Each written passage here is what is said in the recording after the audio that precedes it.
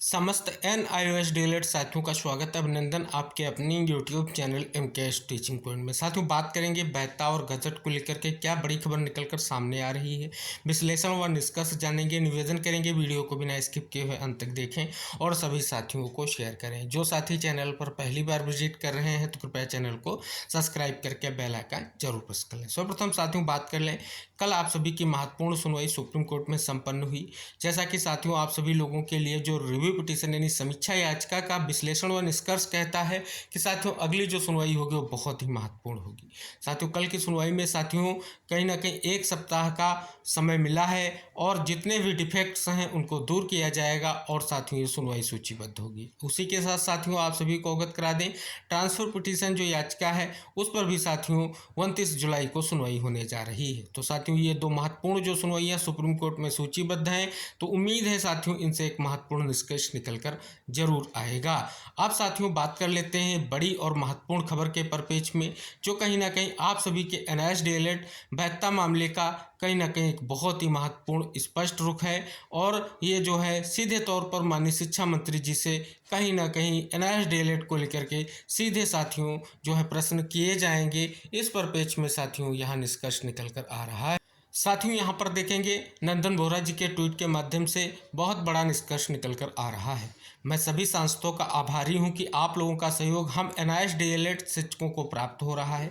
बड़ी संख्या में दिनांक 29 जुलाई व 5 अगस्त को संसद के लोकसभा पटल पर हम लाखों NIOS डीएलएड प्रशिक्षितों के साथ हुई अन्याय पर शिक्षा मंत्री जी से सवाल किए जाने हेतु बहुत बहुत आभार व धन्यवाद। यानी साथियों अगर बात कर लें NIOS डीएलएड का जो मामला है वो लोकसभा पटल पर साथियों उठने जा रहा है और पूरी उम्मीद है साथियों कहीं ना कहीं शिक्षा मंत्रालय की ओर से NIOS डीएलएड को लेकर के इस बार निष्कर्ष निकलेगा और माननीय शिक्षा मंत्री जी से जो किए जाएंगे प्रश्न उन पर भी साथियों निष्कर्ष निकलेगा।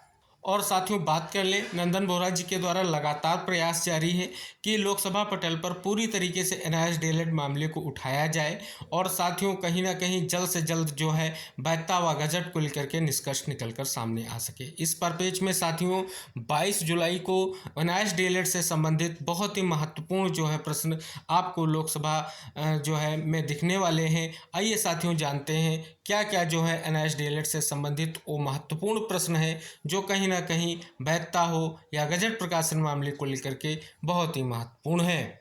यहाँ पर साथियों देखेंगे लोकसभा 22 जुलाई सोमवार को साथियों जो कुल प्रश्न की संख्या यहाँ पर देखेंगे 20 है। इसी में साथियों आप सभी के जो है NIOS डीएलएड मामले को लेकर के भी प्रश्न है। यहाँ पर साथियों देखेंगे जो है यहाँ से 5 नंबर से आप सभी के लिए NIOS डीएलएड के मामले पर जो है माननीय शिक्षा मंत्री जी से कहीं ना कहीं सीधे तौर पर ये सवाल किए जाएंगे। देख सकते हैं डीएलएड अभ्यर्थियों की बेरोजगारी, श्री ओम प्रकाश भूपाल सिंह उर्फ पवन, राज्य नीलांबकर, श्री संजय हरिभाऊ जाधव।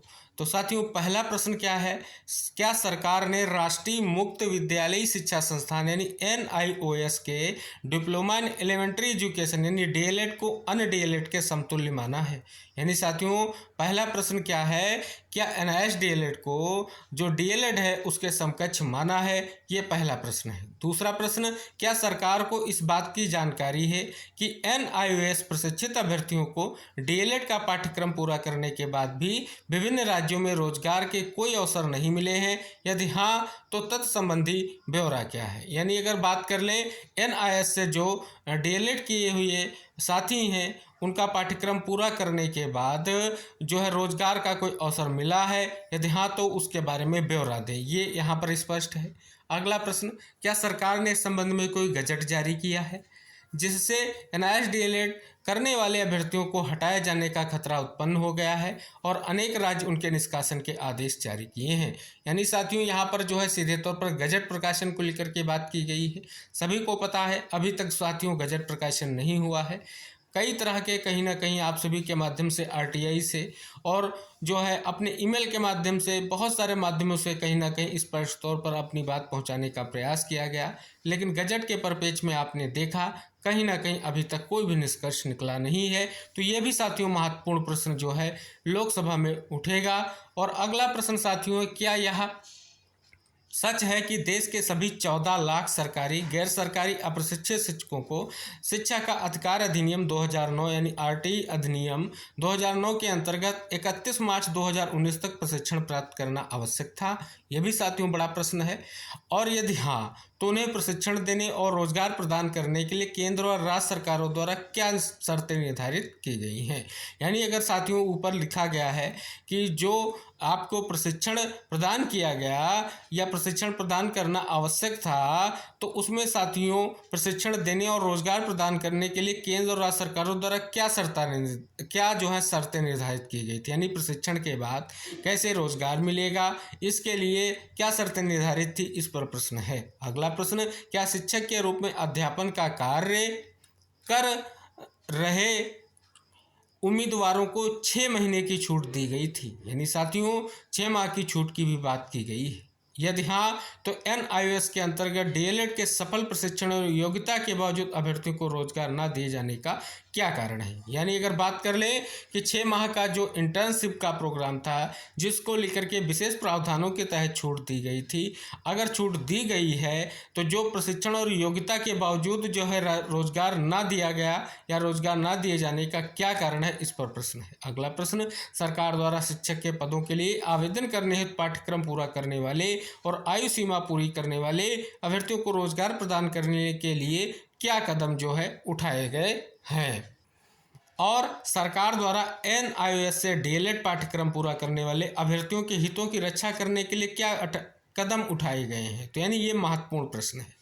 यानी साथियों यहाँ अगर आप देखेंगे पाठ्यक्रम जो पूरा कर चुके हैं उन अभ्यर्थियों के हितों की रक्षा के लिए क्या कदम उठाए गए हैं, इस पर साथियों विशेष तौर पर जो है कहीं ना कहीं ये प्रश्न है। तो देख सकते हैं कई सारे प्रश्न हैं NIOS डीएलएड के परिपेक्ष में है। आप सभी को पता है जो मान्यता पत्र है उसमें 6 माह के जो है कहीं ना कहीं स्पष्ट तौर पर विशेष प्रावधानों के तहत छूट के साथ जो है NIOS डीएलएड का जो 18 महीने का आपका डिप्लोमा है उसका पूरा तरीके से यहाँ पर जो है कहीं ना कहीं सवालों के साथ जो है चीज़ों को स्पष्ट करने को लेकर के ये सीधे तौर पर स्पष्ट हो रहा है। और ये सीधे तौर पर माननीय शिक्षा मंत्री जी से प्रश्न किए जाएंगे। उम्मीद है साथियों जो लोकसभा में आप सभी के लिए ये विशेष प्रयास किया गया है इसका साथियों निष्कर्ष निकल कर आए और जल्द से जल्द जो साथियों वैधता और गजट को लेकर के वो स्थितियां क्लियर हो सके। हालांकि साथियों लगातार आप सभी का प्रयास जारी है, लेकिन साथियों वो निष्कर्ष निकल कर आए और जल्द से जल्द आप सभी लोगों की स्थितियां स्पष्ट हो ऐसी उम्मीद की जाती है। तो साथियों एक तरफ सुप्रीम कोर्ट में लगातार जो है कहीं ना कहीं प्रयास किया जा रहा है आपकी याचिकाओं को लेकर के, दूसरी तरफ साथियों यहाँ पर देखेंगे संसद में भी अपने मामले को उठाने पर पुरजोर प्रयास किया जा रहा है। उम्मीद करेंगे जल्द ही निष्कर्ष निकल कर आए और जितने भी हमारे NIOS डीएलएड के प्रशिक्षित साथी हैं उनके लिए कहीं ना कहीं वैधता की स्थितियां स्पष्ट हों।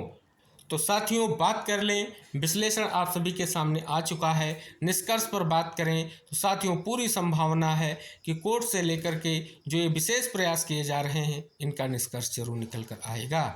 और साथियों NIOS डीएलएड के परिपेक्ष में जो भी अन्य महत्वपूर्ण इन्फॉर्मेशन होगी आपको वीडियो के माध्यम से चैनल से मिलती रहेगी। उम्मीद करेंगे इस वीडियो को सभी साथियों तक शेयर करें और चैनल को सब्सक्राइब करके बेल आइकन जरूर प्रेस कर लें। हम मिलते हैं नेक्स्ट अपडेट के साथ, तब तक के लिए बाय बाय, टेक केयर साथियों।